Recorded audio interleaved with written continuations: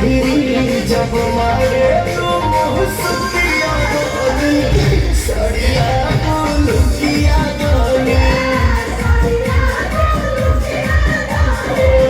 सड़िया बोलुकिया बोली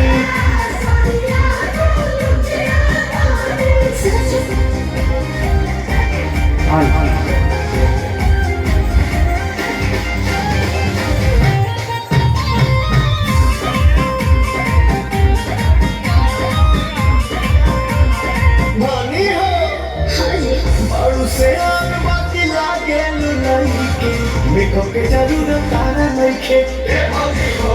मेकअप के जरूरत तारा नइखे बोला भापिया बड़ा जादू तो बाकी माता ले आई कुछ मीठा खिलाई कुछ काटा